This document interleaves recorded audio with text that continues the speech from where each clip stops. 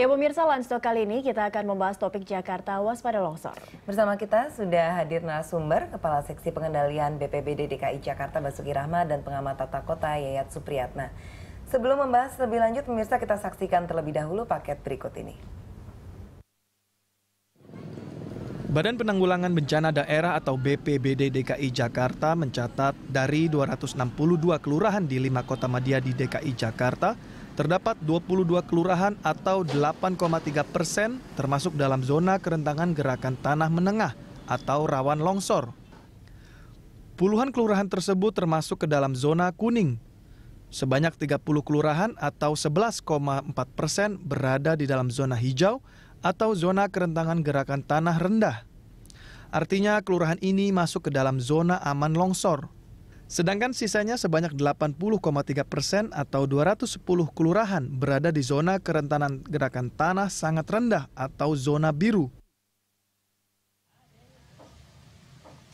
Kepala Pelaksana BPBD DKI Jakarta, Denny Wahyu Herianto, mengatakan di lokasi kelurahan yang termasuk zona kuning dapat terjadi gerakan tanah longsor, terutama pada daerah yang berbatasan dengan lembah sungai, gawir, tebing jalan, atau jika lereng mengalami gangguan. Selain itu, gerakan tanah lama pun dapat kembali aktif akibat curah hujan yang tinggi dan erosi kuat. Keseluruhan kelurahan yang masuk zona kuning berada di wilayah yang berada di pinggir-pinggir sungai. 22 kelurahan yang masuk zona kuning berada di wilayah Jakarta Selatan sebanyak 17 kelurahan.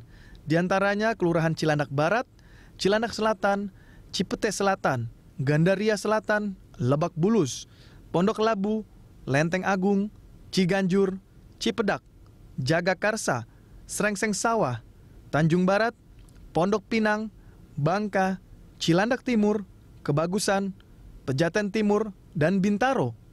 5 kelurahan yang masuk dalam zona kuning yang berada di Jakarta Timur diantaranya Kelurahan Balai Kambang, Kampung Baru, Cijantung, Kampung Gedong, dan Kalisari. Dengan adanya data tersebut, warga yang berada di 22 kelurahan rawan longsor agar waspada dan berhati-hati selama musim penghujan. Khususnya warga yang tinggal di bantaran kali atau waduk. Tim Liputan, Berita 1. Ya, kalau kita melihat data tadi, ada PR lagi bagi masyarakat Jakarta di menjelang musim penghujan sekarang ini ya. Selain mesti waspada banjir, ada waspada longsor juga. Ada 22 kelurahan di Jakarta. Ada 22 kelurahan dan kalau tadi kita amati ya, Jakarta Selatan itu banyak sekali. Lebih misalnya banyak. seperti Lebak Bulus, kemudian Cilandak. Dari daerah-daerah yang mungkin sering akan dilewati oleh warga Jakarta ya. Iya, dan tentu itu meresahkan. Nah, sekarang kita sudah punya narasumber dari BPBD, hadir Bapak Basuki Rahmat, kemudian Kang Yayat. Gimana kabarnya, Kang? Alhamdulillah. Jadi ini sebenarnya longsor seperti kita lihat di Banjarnegara, kemudian di beberapa titik di Jawa Barat lainnya, atau sekedar ambles aja, Pak Basuki? Ya, jadi kalau untuk di DKI sendiri, untuk daerah-daerah yang rawan longsor sebenarnya tidak terlalu banyak gitu. Menurut pemetaan dari Badan Geologi itu hanya sebagian kecil di wilayah Jakarta Selatan, itu juga hanya di lereng-lereng sungai yang memang memiliki potensi longsor gitu. Kemudian juga ada di sebagian kecil di wilayah Jakarta Timur, itu sekitar Kramat Jati dan Pasar Rebo gitu. Seperti yang terakhir kejadian kemarin tanggal 24 November gitu ya. Itu ada salah satu rumah yang longsor kemudian ambruk gitu. Nah, ini memang lebih kecenderungannya sebagai lerengnya yang terlalu terjal ketika terjadi curah hujan tinggi. Ini ada semacam pengikisan seperti itu, sehingga ini ada beban di atasnya itu tidak kuat gitu. Artinya pondasi yang di bawahnya tidak kuat menahan beban di atasnya sehingga terjadi longsor.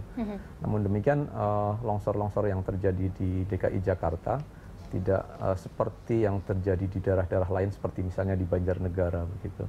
Nah, ini hanya tergantung bagaimana masyarakat mewaspadai hal ini gitu. Karena pada musim hujan kecenderungannya itu akan menyebabkan tanah menjadi labil. Gitu. Iya.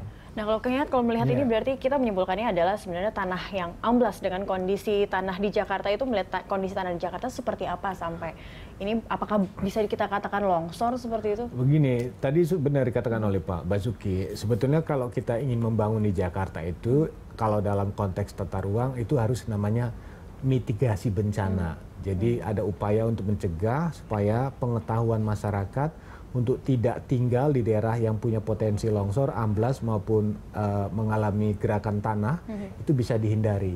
Nah kalau misalnya tadi dikatakan bahwa Jakarta itu untuk potensi longsor kecil ya, mungkin kalau itu pun terjadi sebagian besar ada di wilayah bantaran sungai karena memang kondisi tanah masih sangat labil di situ.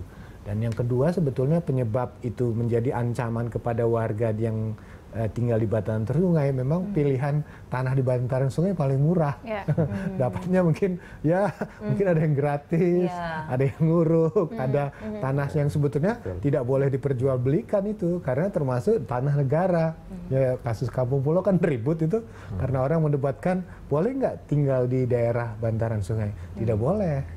Nah, tapi karena tidak ada pilihan dan kebutuhan akan tanah juga akan tinggi, apalagi rumah, maka orang akan memanfaatkan tanah-tanah yang sebetulnya tidak direkomendasikan untuk tempat tinggal. Jadi yang menjadi pertanyaan sekarang adalah pengendalian terkait masalah tumbuh kembangnya perumahan dan permukiman di sepanjang bantaran sungai itulah yang harusnya lebih diintensifkan supaya persoalan ancaman longsor atau misalnya amblas pada musim hujan ini itu bisa kita minimalisir di dalamnya. Nah, tadi itu kan ada zona biru, kemudian zona hijau, zona kuning. Kalau Pak Basuki melihat dari data kami tadi ya Pak ya, itu apakah tempat-tempat yang tadi sudah disebutkan itu merupakan pemukiman warga? Karena kita kan melihat bahwa ada banyak ya sebenarnya di Jakarta Timur ada berapa, kemudian di Jakarta Selatan ada berapa? Bagaimana Pak Basuki? Ya, jadi sebenarnya itu kelurahan-kelurahan yang disebutkan tadi itu tidak seluruhnya misalnya satu kelurahan itu terancam longsor gitu. Itu hanya ada misalnya salah satu lokasi yang memang berada di wilayah kelurahan tersebut dan itu memang berpotensi terjadi longsor gitu. Dan itu sebagian besar memang hanya di lereng-lereng sungai gitu.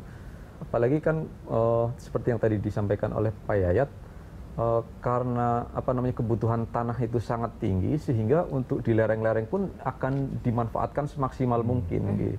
Sehingga masyarakat itu kadang-kadang dengan kreativitas mereka itu membuat bangunan yang dengan bibir tebing yang sangat terjal gitu. Dan ini sebenarnya dari sisi kerentanan ini menjadi sangat berbahaya buat mereka sendiri gitu. Hanya barangkali keterpaksaan tadi yang mungkin dibutuhkan oleh masyarakat tadi.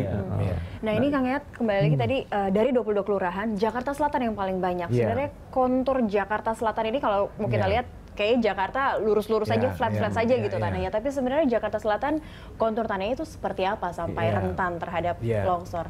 Jadi begini, kalau lihat kita mengikuti secara topografi ya kan masalah kelerengan, sebetulnya wilayah longsor itu yang punya potensi ancaman terhadap kemungkinan dia terjadi longsoran itu di kemiringan sekitar 40 derajat ya. Kemiringan itu memang sudah sangat mendekati terjal ya. Kalau 90 derajat kan gini kan tegakan lurus. Terjun bebas kalau terjun itu. bebas. Nah, sekarang kan kalau di tebing itu seperti di kelurahan di Jakarta Selatan di tebing sungai itu kadang-kadang dengan tebing sungai bisa 90 ya kan atau misalnya 45. Nah, disitulah yang ada beberapa lokasi yang sebetulnya berbahaya untuk di tempat tinggali oleh warga. Jadi dari seluruh wilayah Jakarta Timur, wilayah selatan memang karena melihat topografi selatan itu lebih tinggi ya dan mungkin ada konturnya agak berbeda dengan utara, pusat maupun barat yang lebih flat, lebih datar karena merupakan wilayah dataran banjir dan wilayah yang lebih cenderung lebih aman relatif dari bahaya longsor. Nah,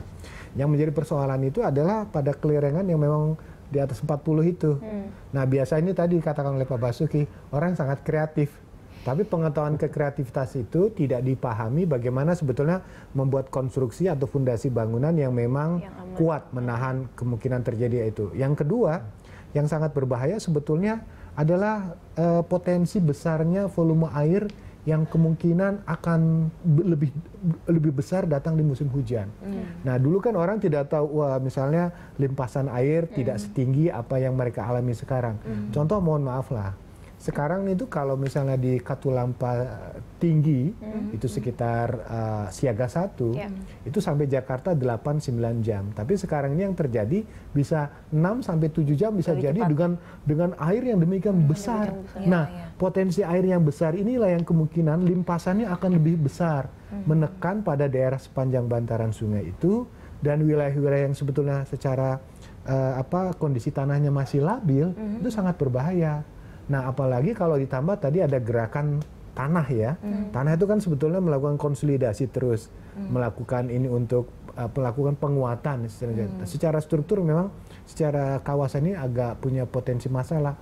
Nah, yang menjadi pertanyaan kita adalah, kalau di tata ruang, kalau dikatakan apakah seluruh wilayah selatan itu berbahaya terkait ancaman longsor, mungkin ada spot-spot tertentu. Jadi kalau misalnya kita melihat rencana tata ruang, itu ada peta maksudnya misalnya kelerengannya, potensi gerakan bawah tanahnya dan sebagainya. Nah, itu akan dibuat zona. Kalau misalnya kita bayangkan kalau di Gunung Merapi itu waktu terjadi bencana, itu ada zona merah.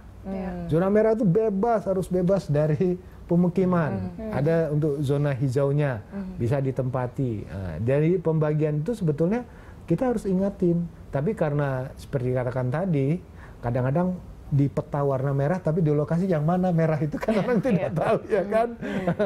Titik koordinatnya mana, jadi RW-nya mana. Jadi pengetahuan kita tentang informasi tanah longsor kalau di peta, iya Pak ini di petanya titiknya. Tapi kalau di praktek di lapangan, kita tidak tahu itu lokasinya berbahaya atau tidak. Maka sekali lagi informasi itu sangat penting. Kalau sejak awal minimal yang paling terancam jika di tingkat kelerengan itu udah jelas ini sangat berbahaya, sebaiknya tidak ditempati. Di situ ya. Kita kalau misal mau mencari pemukiman atau tempat tinggal mungkin ke Dinas Tata Ruang Kota dulu ya, untuk mengetahui ini yang mana yang rawan. Sebaiknya juga ikut mitigasi. Iya, betul. Baik, kita akan jeda sejenak. Livestock akan segera kembali pemirsa usai jeda pariwara berikut ini.